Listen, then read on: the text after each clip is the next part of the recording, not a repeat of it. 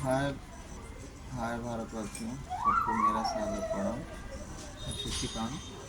जैसे कि मैंने पार्ट 1 में बात किया था कि प्राणायाम जो बहुत सारी बीमारियों को नाश करता है और हमें हमेशा स्वस्थ रखता है। तो मैं आज उन्हीं 5 प्राणायाम का प्रैक्टिकल करके दिखाता हूँ और ताकि आप लोग भी इसको करें। तो प्राणायाम हमेशा खुले में प्राणायाम हमेशा खुले में करिए। और खुले का मतलब है कि सराउंडिंग या आप पार्क में जाके करिए या तो आप अपने छत पे पूरा खुला होना चाहिए। और सुबह के टाइम फ्रेश होने के बाद आप 6 बजे का टाइम या 6:30 ऐसे आप जिस टाइम आप उठते हैं उस टाइम उठ के फ्रेश होने के बाद आप प्राणायाम, ये 5 प्राणायाम करिए। आपकी ज़िंदगी में खुशियाँ खुशियाँ ला देगा। तो मैं जो 5 प्राणायाम बताने जा रहा हूँ, पहला प्राणायाम है आपका कपाल भारती।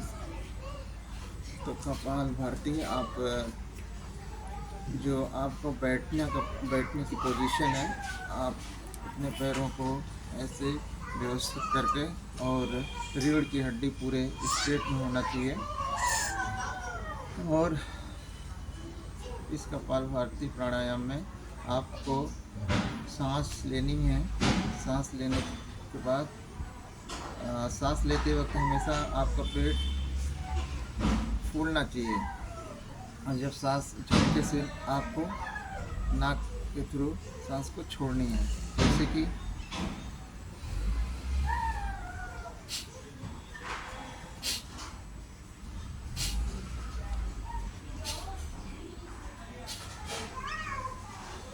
इस तरह से आपको 20-20 का बार का बना के 2 सेट डेली करना चाहिए, जिसमें 2-3-4 मिनट मैक्सिमम लगेंगे।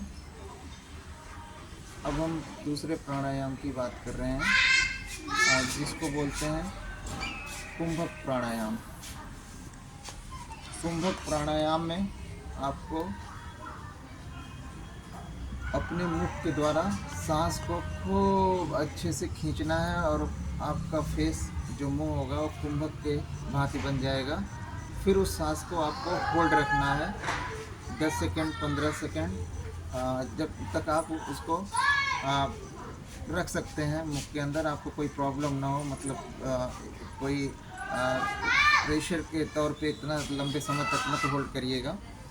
और कम समय में जितना हो सके आप उसको कर सकते हैं, उतनी देर तक होल्ड करके और मुख के द्वारा सांस को बाहर निकालना है।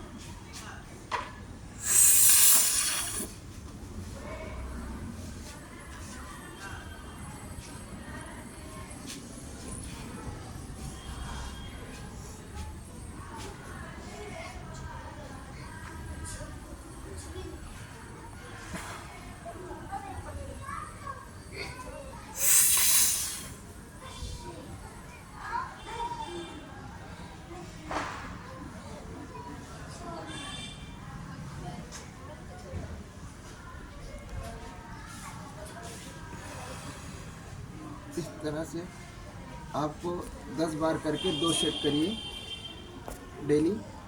आपको इसका बहुत अमेजिंग इफेक्ट आपकी बॉडी में पड़ेगा और बहुत सारी बीमारियों का से आप बच जाएंगे। अब आते हैं हम तीसरे प्राणायाम में। उस प्राणायाम में क्या है, तीसरे प्राणायाम का नाम अनुलोम और विलोम। अनुलोम और विलोम प्राणायाम करते वक्त आपको विशेष ध्यान देना है कि अगर हमें ज़्यादा एडवांटेज और अपने शरीर को ज़्यादा फ़ायदा देना है तो हमें उस अनुलोम विलोम में जो सांस लेने की प्रक्रिया है, जितना समय में आप सांस लेंगे, सांस निकालने की जो टाइम होगा वो उससे ज़्यादा होना चाहिए। तो आपको बहुत ही ज़्यादा एडवांटेज और फ़ायदा मिलेगा। अब इसमें क्या करते हैं कि प्राणायाम में करते वक्त आदमी को विशेष ध्यान देना चाहिए। कुछ लोग इस चीज़ को नहीं समझ पाते और थोड़ा उल्टा सीधा कर देते हैं। तो हमें जब भी अनुलोम विलोम प्राणायाम शुरू करें तो हम पहले ये पता कर लें कि हमारी कौन सी नाड़ी चल रही है। नाड़ी चलने का मतलब है कि जिसमें बिना रुकावट का आप सांस ले सकते हैं और दे सकते हैं। ये प्रतिदिन चेंज होता रहता है। तो अभी मैं अपना चेक करके बताता हूँ करंट टाइम में। तो मेरे लेफ्ट नाड़ी चल रही है। तो आपको प्राणायाम करने के लिए ये दोनों फिंगर को, अंगूठे के बगल के दोनों फिंगर को मोड़ लीजिए और इस पोजीशन में अपने फिंगर को रखिए। तो आपकी नाड़ी जो चल रही है तो उस नाड़ी से पहले आपको सांस लेना है। यानी कि मेरा लेफ़्ट चल रहा है तो मैंने राइट को बंद कर लिया और मैंने लेफ़्ट से सांस खींचा, यानी ऑक्सीजन को लिया।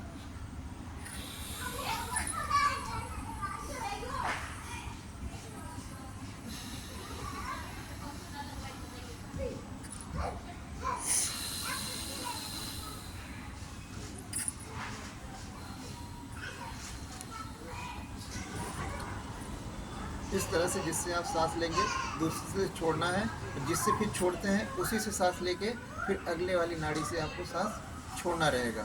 इस तरह की प्रक्रिया आप 20-20 बार बना के 2 सेट करिए और डेली करिए और इसका फ़ायदा आपको बहुत अमेजिंग मिलेगा। फिर आते हैं हम चौथे प्राणायाम की बात कर रहे हैं। चौथे प्राणायाम में आपका आता है भ्रामरी। भ्रामरी में क्या होता है, श्वसन छोड़ने और अपने जो नेक की या माउथ की ध्वनि होती है दोनों को मर्ज करना रहता है। इस सिंक में लाने की आवश्यकता होती है, समन्वय बनाने की आवश्यकता होती है।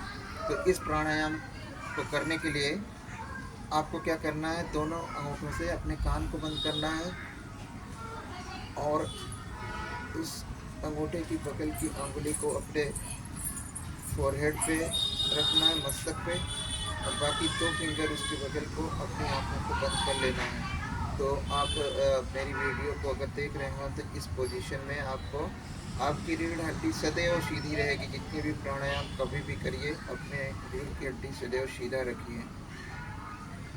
तो इसमें आप अपने नाक के द्वारा सांस को लीजिए, फिर आवाज़ करते हुए सांस को बाहर निकालिए।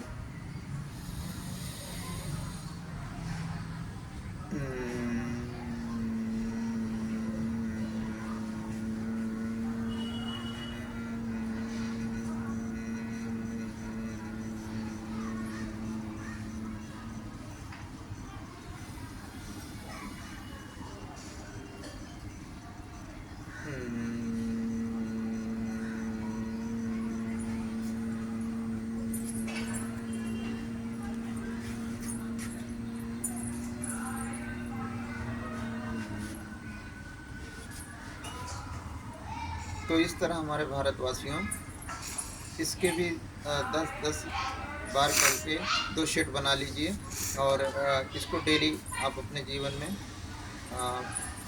करते रहिए। इसको आपको बहुत फ़ायदा मिलेगा। फिर आते हैं हम 5वें प्राणायाम की बात करते हैं, जिसको बोलते हैं उद्गीत प्राणायाम। उद्गीत प्राणायाम में आपको ओम शब्द वैसे 3 अक्षरों से मिलकर बना हुआ है, आ ओ न। तो हमें क्या करना है कि व्यायाम की पोजीशन में होके हमें सांस लेना है। फिर पहले आ की ध्वनि, फिर ओ, फिर म। इस तरह से आपको और ध्यान लगाना है आपको। ये मेडिटेशन की बहुत अच्छी प्रक्रिया है, ये आपको मन को बहुत शांत रखेगा।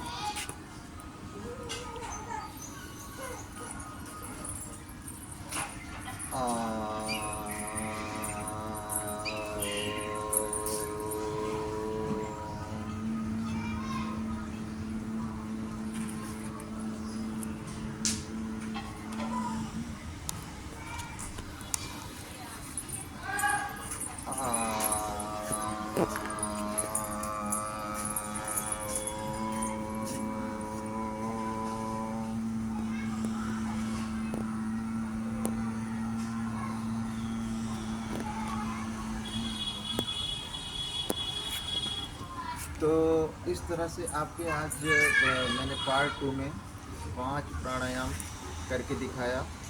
और मेरे भारतवासियों, इस प्राणायाम का जो असर मेरे को देखने की मिला बहुत अमेजिंग।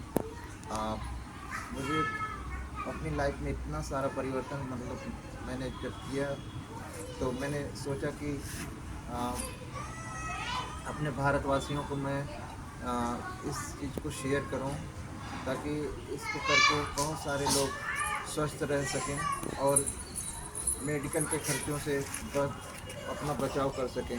क्योंकि आजकल ज़िंदगी इतनी दूभर हो गई है कि आदमी कहीं ना कहीं किसी चीज़ से, किसी रोग से ग्रसित आए दिन रहता है। परिवार में कोई ना कोई बीमार रहता है। तो आप इसको अपने जीवन में अपनाइए और इसका फ़ायदा उठाइए। और मेरा रिक्वेस्ट आपसे यही है कि आप कम से कम एक लोगों को आप सिखाइएगा इस चीज़ को, ताकि इस तरह से परिवर्तन आके उसकी लाइफ में भी, दूसरे की लाइफ में भी खुशियाँ बढ़ें।